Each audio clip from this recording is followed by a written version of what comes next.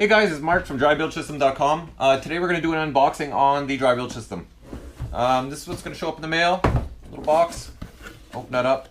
You are going to end up with 6 feet approximately of lead on your pickup block. Now this is the unit that's actually going to go down in your bilge and sense water. As soon as water hits these 2 titanium probes, it'll fire up the pump, suck your bilges dry. The unit itself is in this tiny little box. It can be mounted anywhere. You can mount it in your cabin area or in your bilge area. It's not intended to be wet, although it's in a waterproof enclosure. It's not sealed at the bottom. So when you mount this in there, you're going to want to mount the bottom holes at the bottom. That way there, if for whatever reason water ever got to it, you splashed it with a hose, whatever the case may be, you're not going to get the board soaked. You're also going to get 6 feet of power line. This you can use, not use, it's up to you. But if you have a power source within 6 feet away, that'll work for you. And we're also including now a marine pump with this. We used to have our last system. We had a solenoid, and one pump would run the whole system, but we weren't providing the pumps. And a lot of people wanted to have a pump included with the system. So now basically if you're running 2 zones, you'll have 2 separate pumps for every unit. Cute little pump. Comes with these little rubber legs to help with the vibration. So I have a system already hooked up here, but I'm going to run you through what we're going to do. On the board itself, there is a hookup for the pump on one side on one of these little blocks here. And on the other side is the power hookup. The pump is polarity sensitive, but if you actually look on the board, it'll give you a plus and minus sign on the pump for polarity. The power going into the unit is not polarity sensitive. And then this little block over here is going to is where you're going to put your wire for your sensor. I'm going to move this over here for you. Alright, we already have a system wired up here.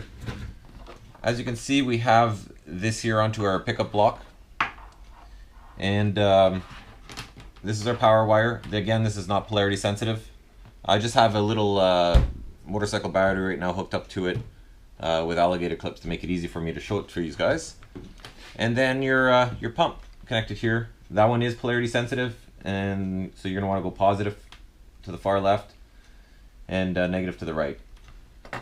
So there we go. The unit is going to read clear while it's not pumping water. And once it starts pumping water, that little digital display will start cycling. The other option that it has is if for whatever reason there's a failure, it'll read fail mode. The only reason you're going to get a failure is if your pump runs for more than 5 minutes continuously. And then it'll realize that there's something wrong, and it'll shut it off. Now, reasons why your pump will run continuously will be basically if your pump fries, for one, not likely, but your filter element. If your filter element does get clogged where it cannot suck water, it'll keep trying and trying and trying, and 5 minutes later it'll shut off. That avoids killing your batteries, avoids killing your pump. So that's the setup. Let's do a little demo for you here. Got this little clear lid to show you how this works. You're going to want to mount the pickup block in the lowest part of your bilge. And we're also going to need an outlet hose on the end of the pump. These are a bit stiff for this size of hose. This is 3/8 hose. So what you're going to want to do is heat this up with a lighter, and that'll help you be able to press it on. It's a little trick, or heat gun, whatever you want to do. There we go. Got our bucket of water so don't flood the shop here.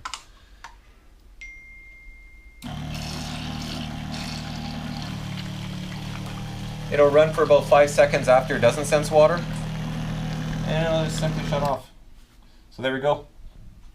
That'd be a completely dry bilge. Let's do that again so you can see that up close.